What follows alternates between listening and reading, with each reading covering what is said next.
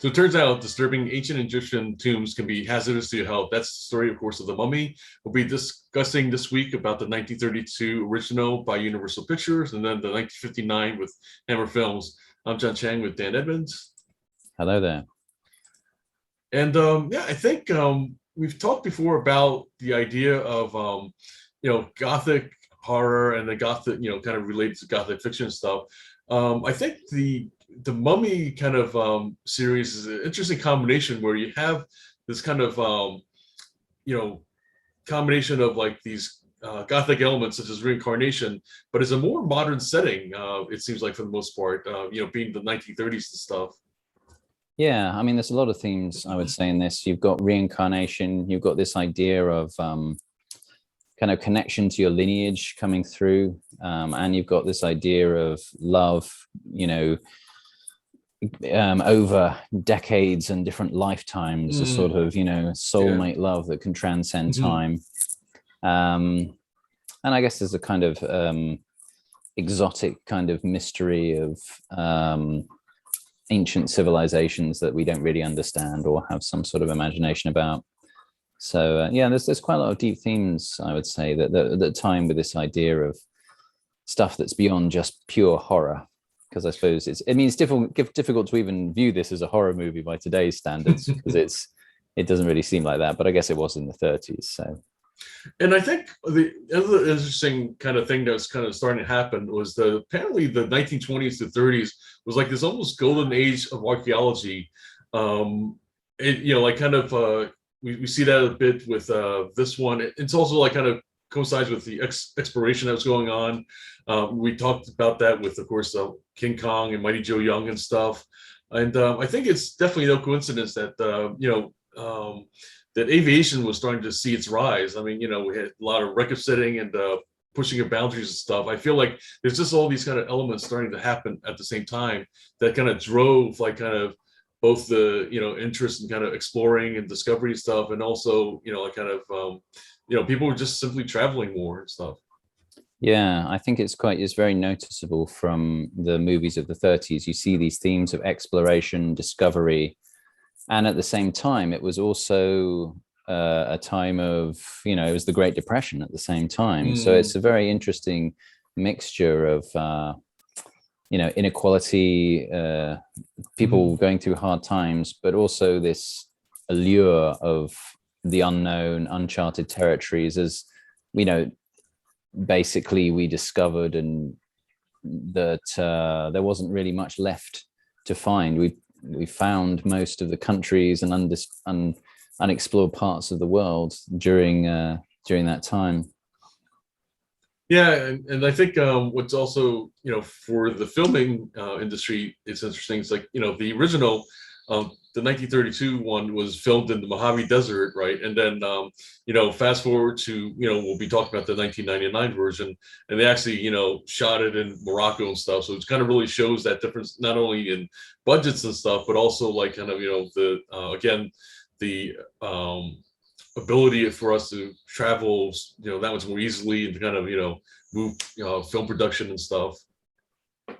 Yeah, I think what's interesting about this movie is the ability to portray distant lands, the wealth there as well, like what it's like for a rich, wealthy family in Egypt, right? And how they live compared to people in America or Europe. So I think they were looking for different ways to sort of show what different parts of the world were like, and trying to bring that across to people in the movies.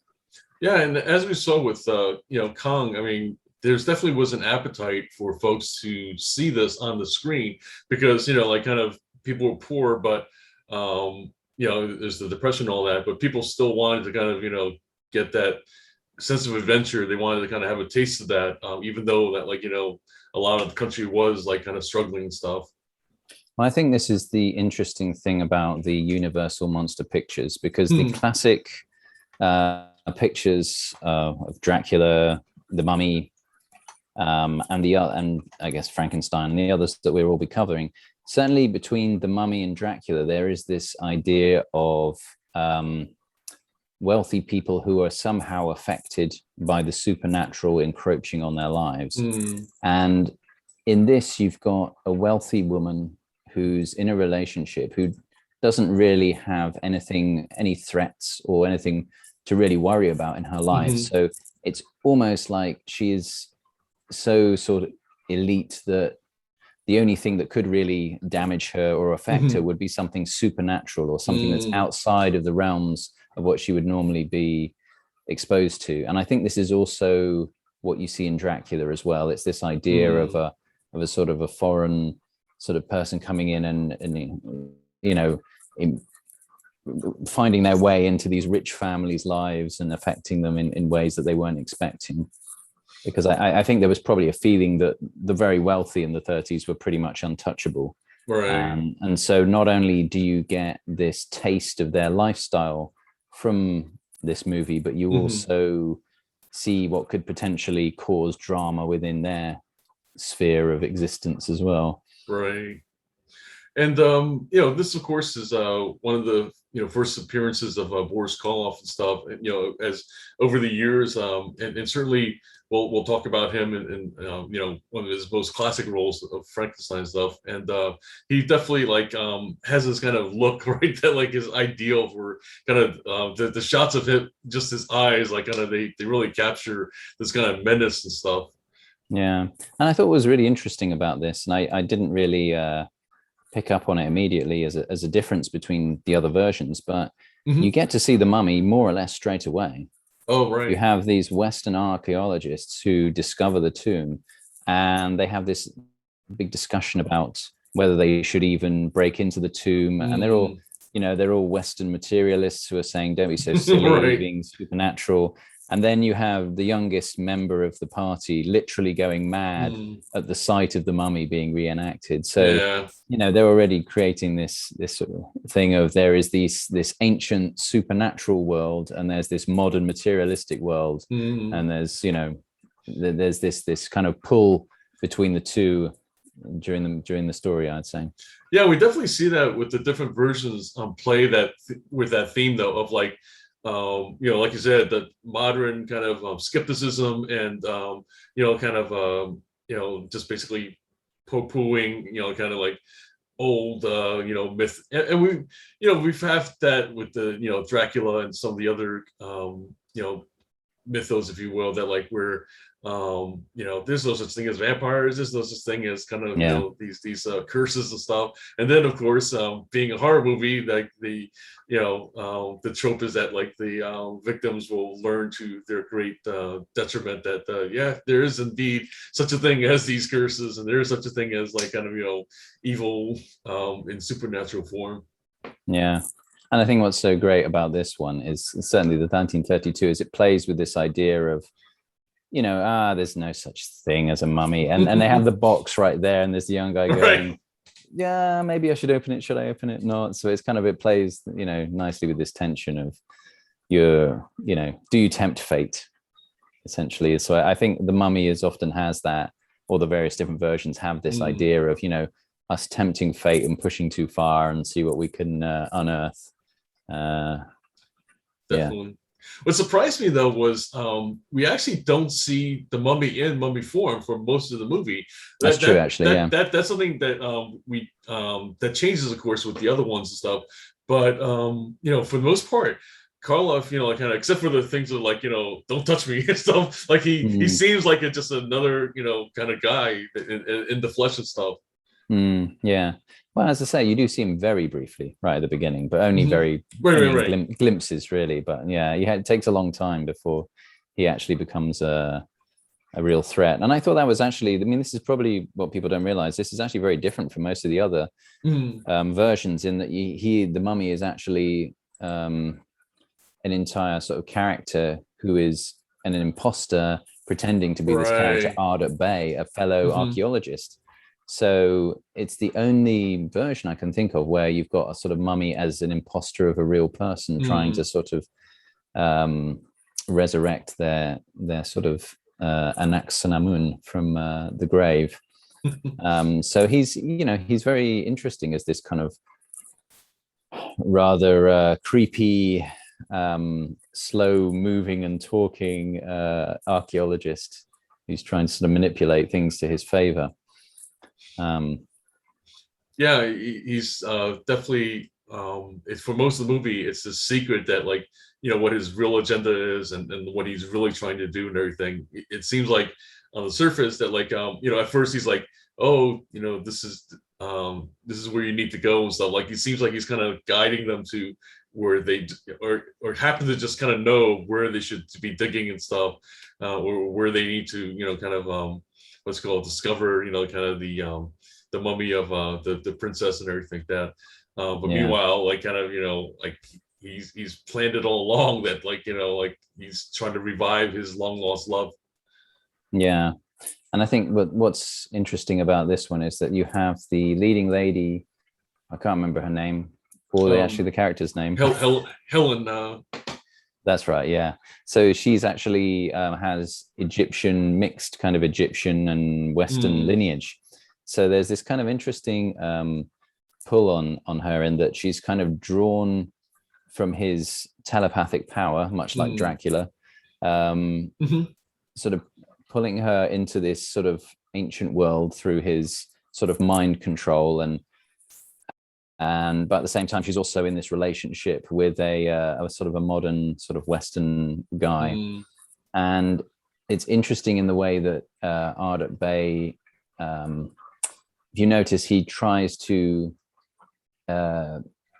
he kind of steals the documents. I think it's the scroll of life or Thoth's scroll, and there's this idea of him kind of reclaiming what is sort of the rightful ancient Egyptian artifacts, and you could almost say he's doing the same with Helen as well in this. He's kind of he's sort of trying to reclaim her back to her lineage, whereas the modern world is pulling her into the relationship that she has with her sort of beau.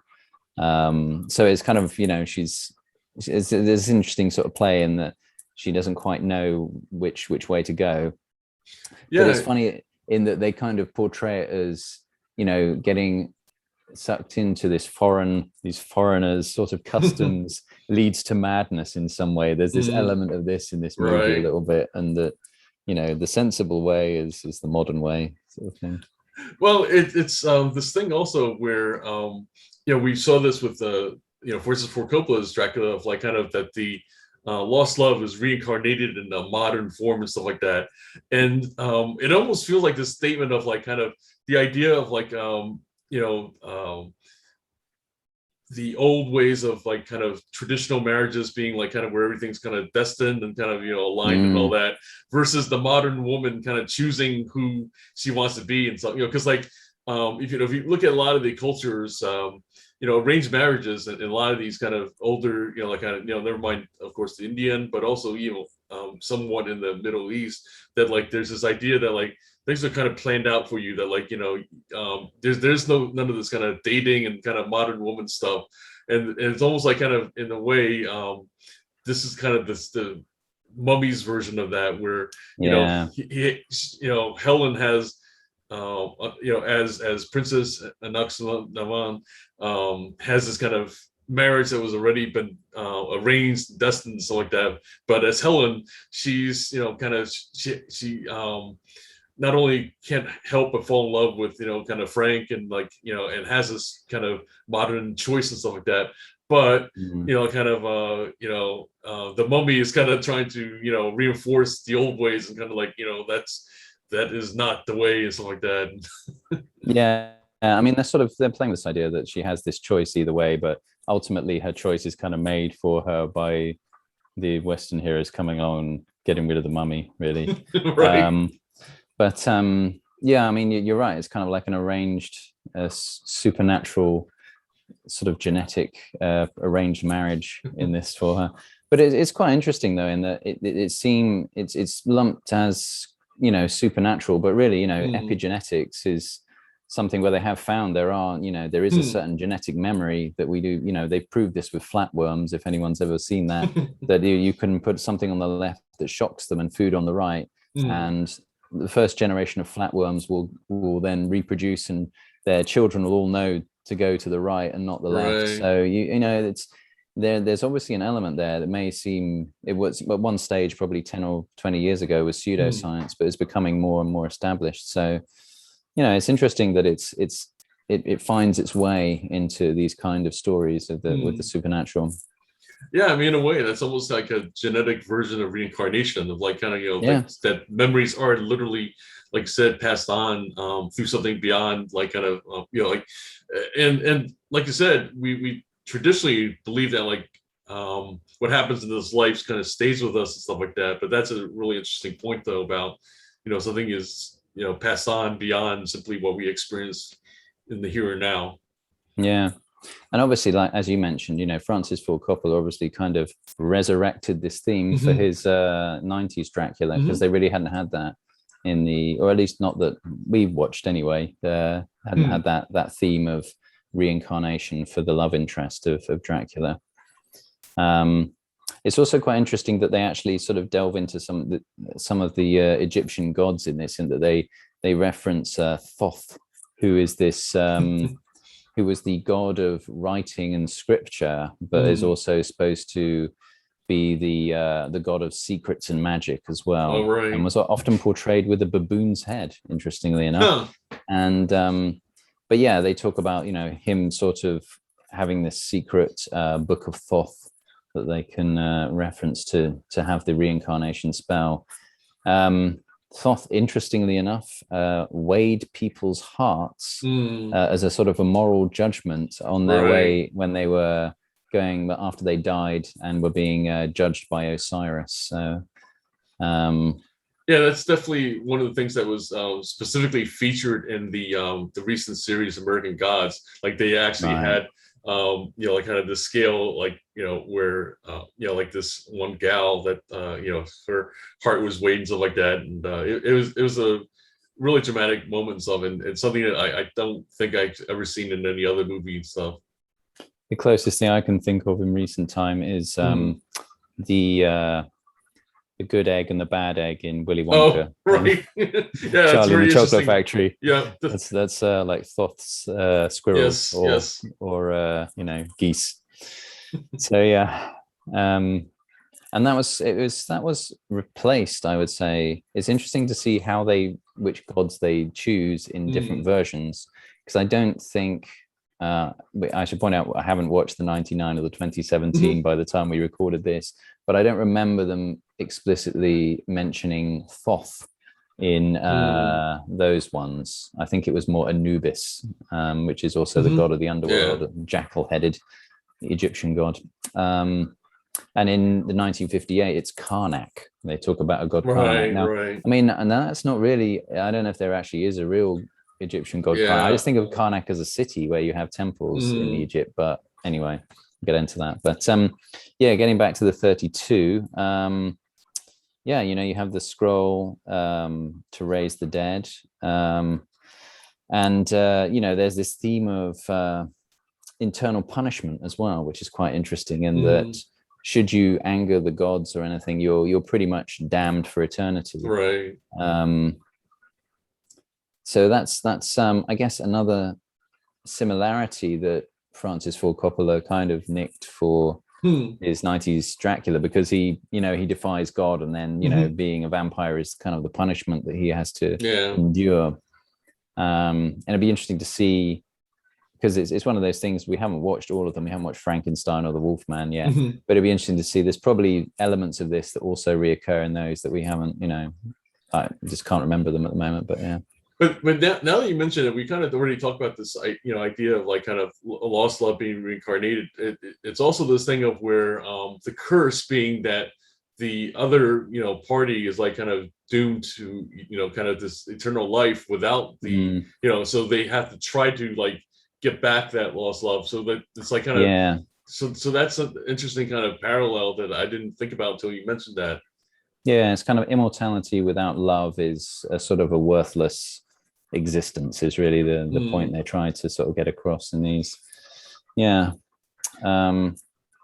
I think like kind of bringing in kind of the Egyptian mythology is something that like I can't think of many other movies that kind of even touch on it. Like the closest other thing I think is maybe like the with like the Ten Commandments. Like they have that as like just the tension between the idea of worshiping of course the one God and stuff like that with the Jewish people, and then like kind of that like kind of the Egyptians though meant were worshiping many false gods and stuff.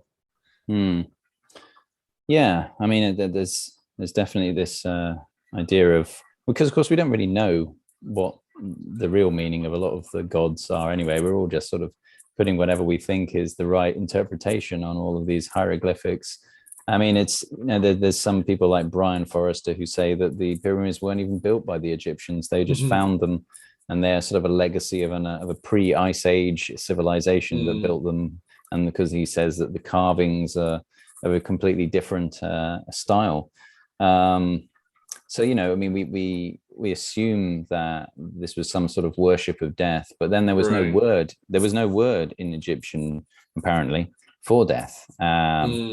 And so there's, they may just have felt that burying your person with all these belongings, that there was a pretty good chance that you would still be able to use them at some stage later on. Yeah, and that's something that like in a lot of also these more ancient traditions is this idea that like you pay this ferryman, or you kind of basically you're kind of journeying to this afterlife and stuff. So like that this thing we call death now is like kind of just a transition to this other journey and stuff like that. That's something that like we at some point we changed maybe with like kind of that when the Christian beliefs started to become more prominent, that like there's just more of this idea that's an afterlife that is a separate kind of totally different existence and stuff like that. But a lot of them talk more about this kind of other journey and stuff. Yeah, I mean, some people say the interpretation is that actually the reason there were sort of things aligned with the stars, like the sort of pyramids lining up with Sirius, is that actually felt the afterlife was you end up in the cosmos somewhere. You were just the stars represented the places where you would go in the afterlife. Right. Which is quite interesting where there are some more sort of modern theories that say that the reason black holes are what they are is that they not only represent the physical limits of the universe, but also our perceptive limits. That's why we don't know what's beyond it, because that's literally the edge of reality. We can't actually know what's on the other side of a black hole, which is a far more interesting rabbit hole to go down. But it's funny that these you see a kind of a reoccurrence of some of these themes, really. And it's almost the reverse of what scientists would say where we will come from, in that we're sort of stardust and get made. They just turned it on their head in ancient Egypt. Yeah, I think. I now that I thought more about it, Stargate's the other one that kind of they delve a little bit more into it, but then they combine, like you said, the idea that like the Egyptian connection to, like you said, the stars and stuff. So like where their interpretation is this idea that like like literally the Egyptians were connected to other worlds in the physical galaxy and stuff. Yeah, no, I mean that's a very kind of I don't know, some people think that maybe they did have that 20 or 30,000 years ago and we have to jump around, but yeah, I don't know. And so far we haven't found any teleportation devices squirreled away in any pyramids, but still they're mysterious enough, I think, by themselves without having to travel to other dimensions. Mind you, having said that, in terms of superpowers and things, we noticed that the mummy has powers of telekinesis. Yes. In this, much like the early Dracula did as well, and that he can manipulate objects and people's minds and things like this, which is quite an interesting parallel there with some of the other monsters that we'll see. In fact, it seems like the mummy and Dracula are actually the two closest in terms of themes and powers, I would say. Really, there's just this kind of a very different sort of ways of interpreting it. You've got this kind of sexual element in Dracula, and in this you've got a sort of much more kind of ancient supernatural kind of or genetic sort of element, but somewhat similar stories all the same. Speaking of which, there is some sort of, I mean, the screenplay for this was written by, I've got it right here, Nina Wilcox Putnam, who they say, you know, was supposed to have added this whole sort of romantic element that wasn't in previous stories about mummies. The only other ones of note that were similar, I think, were Arthur Conan Doyle had two stories, one which was The Ring of Thoth, which is obviously pretty similar, and lot number 249. And, you know, Edgar Allan Poe in 1845 did some words for mummy, and there was another one by a French author called Théophile Gautier, which is somewhat similar. But yeah, this was, whilst there will be some similar stories, this wasn't based on one particular story. It was kind of a culmination of a few of them, which was quite interesting. But I can't help kind of thinking that, you know, the more cynical part of me looks at this and says it's almost like a kind of thing of, hey, don't necessarily go away and marry some funny foreign man, because you might get exposed to some weird and dangerous ancient culture that you weren't expecting. That's me being very cynical, but I'm sure there's an element of that in the 30s.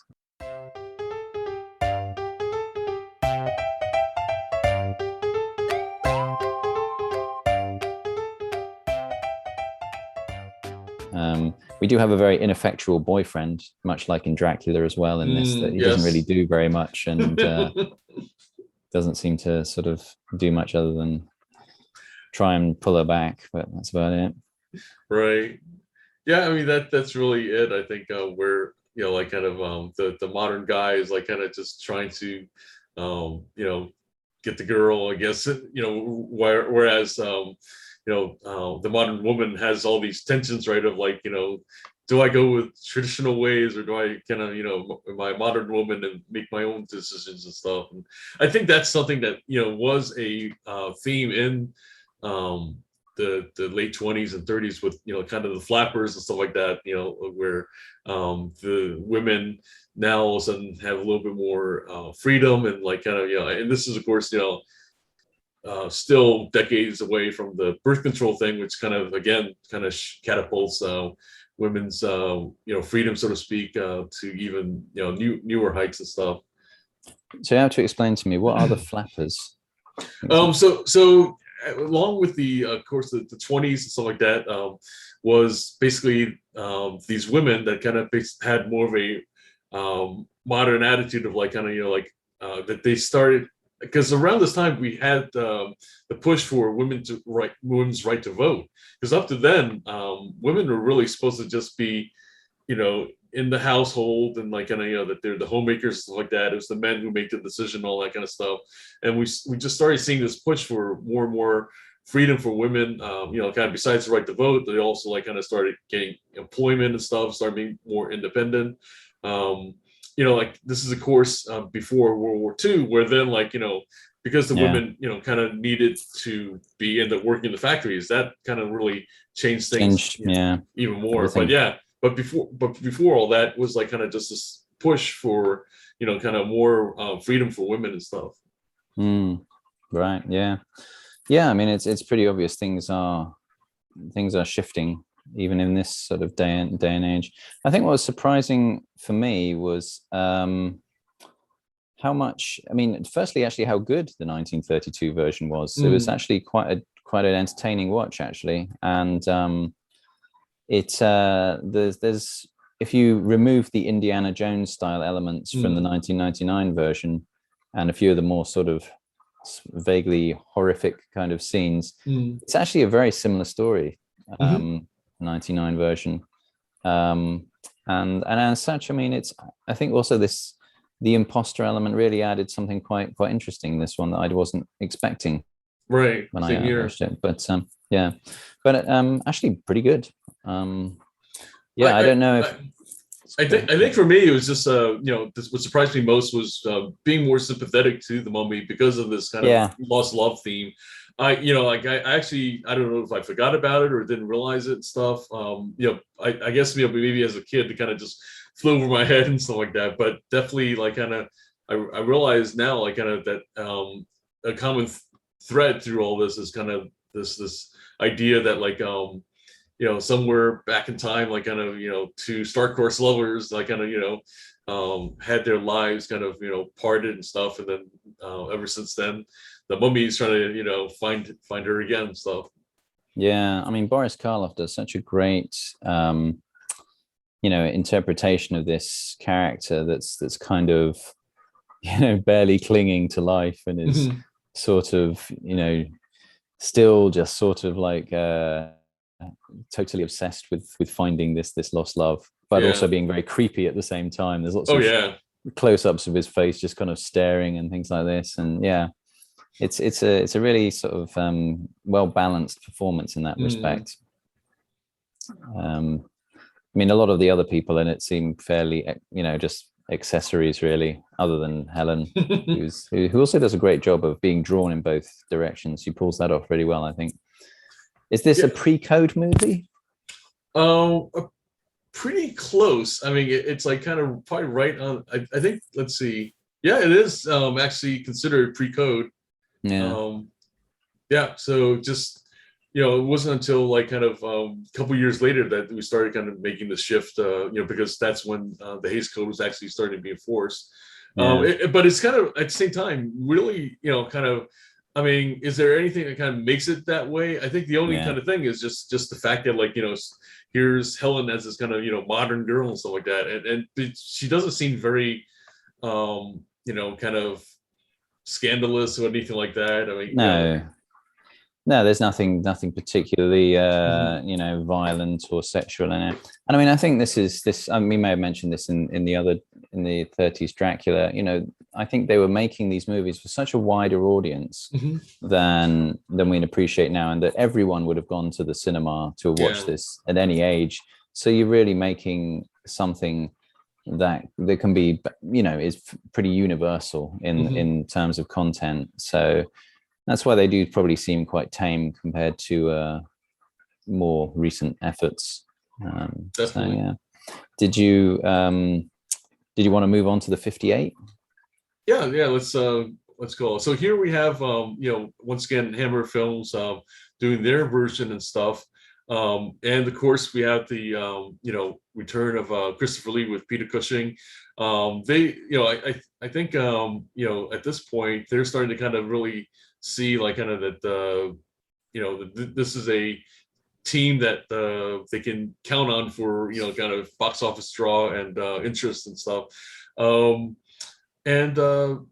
think for me like it's interesting again that like we have the kind of eternal love thing that is one of the main drivers.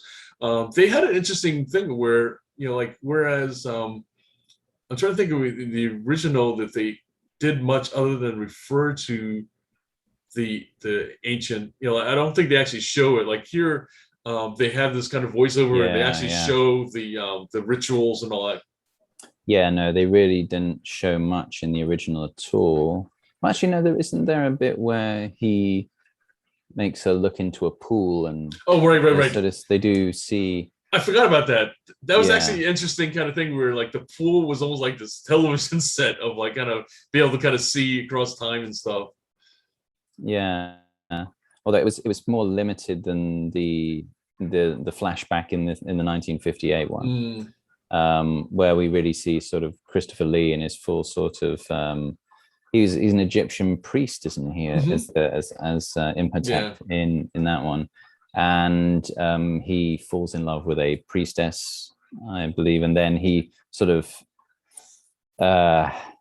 does this sacrilege of trying to sort of bring her back to life, which I guess is the same as the original, more or less. It's just done with a bit more. It seems like most of the budget went into that scene in the 1958 one because there's a lot of there's a lot of costume and it's much more elaborate than the 30s one. And there's also, as is sometimes shown in Hammer horror movies, a little bit of cheeky flesh going on. There's almost a few naked bodies, with the few private bits obscured by a scarf or a arm of a priest and things like this, just to make it a little more salacious. But yeah, which is really actually the only part where we see any of the real character of the mummy. The main difference with this one is the mummy is basically a kind of a mindless monster just pursuing the Helen character in this one. That's able to be commanded by like the Egyptian person who's trying to write the desecrations and stuff. Yeah, he's basically he's kind of like a mindless monster who's a slave to this this man who catches them trying to sort of desecrate the tomb, which is a very different sort of take. And I preferred the 30s version where the mummy was actually trying to sort of be a real character, but in this one he's been replaced by this religious zealot who's unleashing the wrath of the mummy in rural England after they break into the tomb, which again causes madness with one of the archaeologists. Or does he actually die? I can't remember. I think he dies. It's at first madness, and then like once like years later, actually, I think I forget how many years it was later. Then he's kind of brought back by this Egyptian kind of zealot and stuff to kind of like unleash the curse and finally finish what should have been done and stuff. That's right. And he breaks in and kills him, doesn't he, in his in the sanitarium. And so we have the sanitarium idea again and stuff. Much like Dracula. Interesting that that's repeated in the 58 version. But aside from, it's really, I mean, you do have the love through the ages and reincarnation element, because when he sees Peter Cushing's character's wife, basically, he decides to not obey his programming and go after her, which is kind of interesting in that you have in the 30s version, the mummy himself had the ability to control people's minds, but in this it's we've have the modern Egyptian guy controlling his mind. So in this you've got this, I guess, this message that love can overpower even the strongest supernatural mind control. I don't remember any telekinesis in this one. I think it's all just kind of a bit of sort of ancient Egyptian mind control, and that's about it, really. That is an interesting point, though, that like the mummy himself doesn't have any powers other than the fact that like he's really physically strong and intimidating. Like he's kind of told as by, I guess, kind of the townspeople as kind of like being 10 feet tall at different points, but Christopher Lee is pretty imposing figure. Like I guess I never really realized how tall he was until like you see him, in kind of just the bandages and stuff and kind of walking. Yeah, I'm sure they put some lifts in his feet as well. The other thing I noticed in this, and this may just be a 60s thing, there's quite a lot of jaunty camera angles in this. So they kind of do things off angle, which is, I just remember from like Batman in the 60s and things like this. It seemed to be the era where people started just, hey, let's turn the camera on its side a little bit.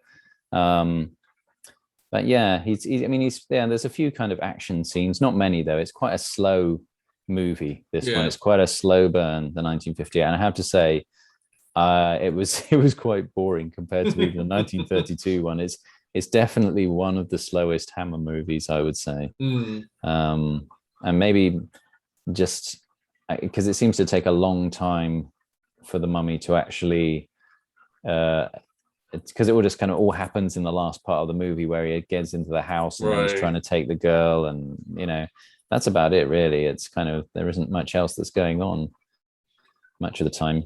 It didn't seem to, anyway. there's actually quite a bit of exposition at certain points, and like that's something, of course, we talk about different times of like one of the great sins of like some of these remakes and stuff. And that's the other thing too, that like this isn't as an official remake as the other ones are. I mean, the other ones are No. more endorsed by Universal. This one actually, which is why they kind of changed some of the names, right? That like Right. this is similar to like kind of the whole Nosferatu thing, where like here Christopher Lee is Karis instead of Imhotep, Yeah. and what's it called? She's Princess Ananka rather Yes, than yes, Anck-su-namun, right, and it's the god Karnak rather than right. Thoth. Yeah, there you go. Yeah, there's lots of changes in that respect. I think for me though, the biggest change, I mean, that there's the biggest change of not having him as an actual character Yeah, that's interacting is the real loss, because what you also lose in that process is that there's no conflict for the Helen character in this to decide between the lure of the magical ancient world and the sort of materialist modern world. She's just being kidnapped and taken away, right. being carried off by a monster, which is where you get this trope of monsters carrying women away, which of course I guess we saw all the way through kind of a lot of the B movies of the 50s and things like this. It's continuation of that. So there's no real there's not that conflict, which makes it a slightly lesser movie in my opinion. And I thought what was interesting is there's we talked a little bit already about the idea of like kind of foreigners kind of desecrating traditions and stuff. But here, like you said, having the setting in England, we see like kind of the English response to foreigners, like kind of oh, there's some foreign chap who's like kind of bringing these relics and stuff, and and meanwhile then they flip it around yet again, where the Egyptian zealot, like he's like kind of trying to settle in the English countryside there, and he's kind of saying kind of like when the English were kind of explorers were like kind of going to Egypt and stuff, you were the intruder and stuff. So it's kind of like this cycle again, I guess, of in other ways it's just another version of what we talked about before. There's like different ideas of us versus them. It's just kind of like just goes back and forth between all a matter of like frame of reference, right, of who's the intruder. It's interesting. There's always that, very often that element, isn't it? And it's unfortunately with some of these older movies, it's nearly always done either by sort of country or race a lot of times, which is or religion even. So but so I mean, what did you think of Peter Cushing's character in this as the injured son of the archaeologist, the only one alive to the only one sane, we'll say, who makes it out of the tomb? Well, he doesn't even go in, does he, actually? No, he doesn't. It was an interesting choice to do that. It's almost like I don't know, like that's a statement of like kind of that maybe by circumstance you're because he wasn't one of the ones that actually, and maybe that's why like kind of he's given the pass to survive and stuff, because he didn't really desecrate the tomb like the others and stuff. He just happens to, his wife Isobel just happens to look like the princess, and so it's like kind of almost like he's more surviving by the set of circumstances that kind of just align. It's more luck than like he's it doesn't seem like he really does much to kind of really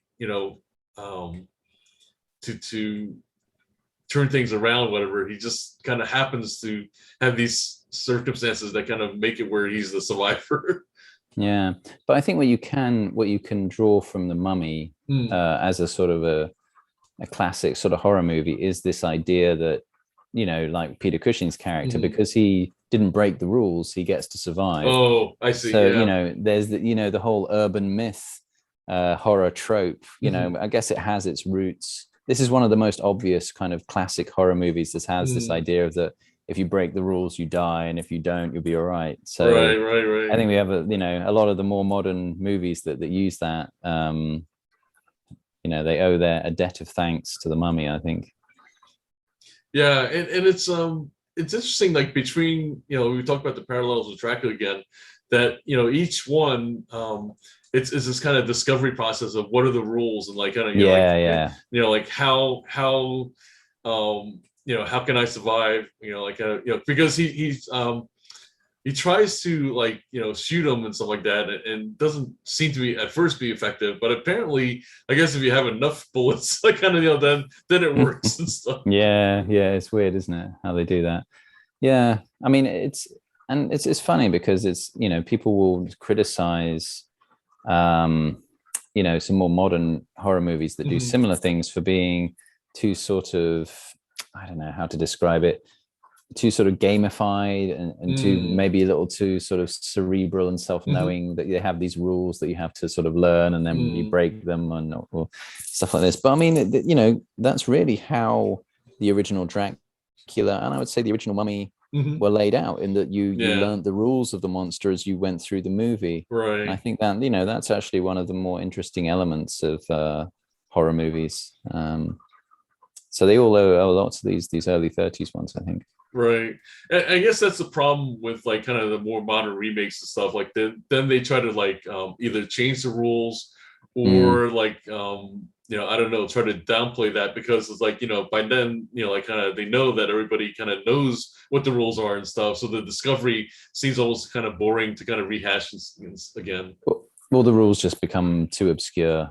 In that it's kind of like, oh, they have to hold the light in a certain angle of the book over here, and then it'll be right. Whereas it's just like, don't break into the tomb. Much better in that respect. Right.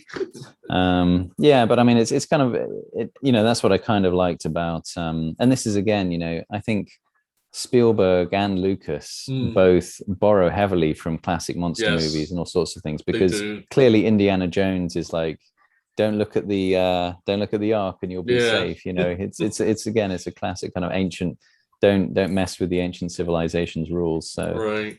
I think there's a lot of classic sort of adventure romp movies that they incorporated into some of our best loved movies. I think the other thing too is like it's almost like another trope of like kind of these movies where they go to the more exotic locales and stuff, is that for the most part, kind of all the kind of quote unquote native people, they're just there to kind of do the digging or the heavy lifting and stuff, and they don't really have names, they don't really have kind of I mean, if they do, at best they have like like a kind of humorous kind of sidekick kind of feel to them and stuff like that, but otherwise they're just there to kind of make sure that the luggage is carried, and the dirt is dug if it needs to be done and stuff. Well, I think what's really obvious in the flashback scene in the 58 one is that they clearly make Egyptians lighter skin and then their slaves a darker skin. There's this not this notion that the Egyptians may well have all been that color as well. Yes. And if you ever watched any videos by Akala and some of his stuff on ancient Egypt, is very interesting, because he says a lot of, if you notice, the Sphinx has the nose broken off. He says there's all sorts of pottery and statues where they've broken the nose off because someone's decided that ancient Egyptians didn't look like black people, they looked like white people. So they went around, that says that's why you find this phenomena of noses missing of all sorts of ancient archaeological finds. Something else just occurred to me, and I think it's so funny that Peter Cushing was in Star Wars, because we've talked about Darth Vader as kind of he's a sort of a semi-space Dracula, in that he has telepathic powers, telekinesis, this kind of thing. But the other thing is, of course, is that he says, when Obi-Wan talks about him, he says, he's more machine than man these days. And I thought, well, he's also kind of Frankenstein. And so he's kind of like space Frankenstein Dracula hybrid. And of course he has Peter Cushing, with him. It's like, it's classic kind of, it's almost like a Hammer horror monster that's just been reinvented in a way. And it's no wonder that people say he's such a great bad guy, because he is a kind of a hybrid of all these classic bad guys, I think. Right.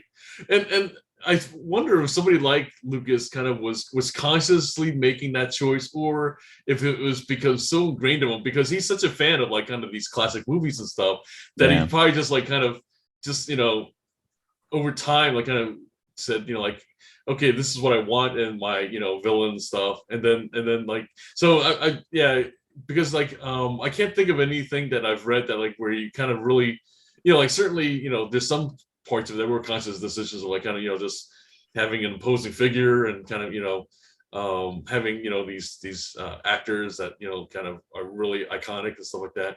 But beyond that, like, like the Hammer film connection, and yeah, I kind of wonder like kind of how much it was like kind of were intentional, how much it was like kind of just done by the fact that like he's such a fan of these movies. Oh, I think there's got to be some intention behind it, because I mean, let's face it, Christopher Lee is also a Sith Lord as well. Yes, so, yes. I don't think it's a coincidence. I think there's definitely a conscious sort of injection of these of these characters or some of these ideas into just a futuristic or science fiction setting. I mean, that from the show Amazing Stories, both sort of Spielberg and Lucas were really really big on the classic kind of, it's from the 30s and the 40s. So absolutely, yeah. There's no new ideas around, is there? Well, there's some saying where they say something like that, isn't it? It's reinvention. So yeah. So what did you think? Did you think the 58 was better or worse than the 32? Yeah, definitely. Doesn't really hold light to the 32 one. I think it was more interesting that where they kind of had Christopher Lee in this role where he had like already even less lines. I mean, like certainly with Dracula, he already had very minimal dialogue and stuff, and and the fact that like Christopher Lee chose to do it, because certainly with Bela Lugosi, one of the things that happened was that he turned down the Frankenstein role because he like kind of didn't want to have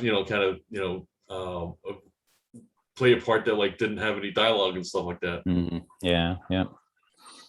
Yeah. Well, it didn't do Christopher Lee's career any damage, really. So no, he definitely, if anything, I think beyond simply like that it was work for him. He definitely had more and more prospects that were coming in from there on. Yeah, it's interesting actually how very physical roles with few lines can actually almost be more popular, or can actually really solidify your career than some that have. I mean, you just think of Arnie in his early roles. I mean, the Terminator doesn't have very many lines at all. No. So it's almost a similar kind of movie in a way. Yeah. We'll have to. There's no remakes of Terminator, unfortunately, but we'll. I'm sure we can find some other ways of talking about it. But yeah. So yeah, I mean, I guess all in all, any more thoughts on our reincarnated corpses? No, I think probably the only other thing that's kind of just we talked a little bit about this, about how Hammer Films really was finding their thing with like these horror. I think at this point they're just really just cranking them out and stuff. And yeah, definitely. We'll see more of it to come and stuff. Yes, the next is the 99 and 2017 with Tom Cruise, which we'll be doing next. I'm definitely looking forward to rewatching the 1999 version, because it is just a classic bank holiday kind of Christmas adventure romp. So yeah, that'll be good. Super. And then we're almost. Then we've just got 2 more monsters to go, right? And we're done, right? Yep, that's we'll be covering our month of monsters, and we'll have to kind of figure out what we do as we start winding up into the holidays and stuff. We of course have done the many different holiday watches, so I don't know, maybe this time we'll pick or try to pick more films that like you said, like the 1999 version of the Mummy, where it's more films that we love to watch during the holidays, I guess, is maybe like the theme. Yeah.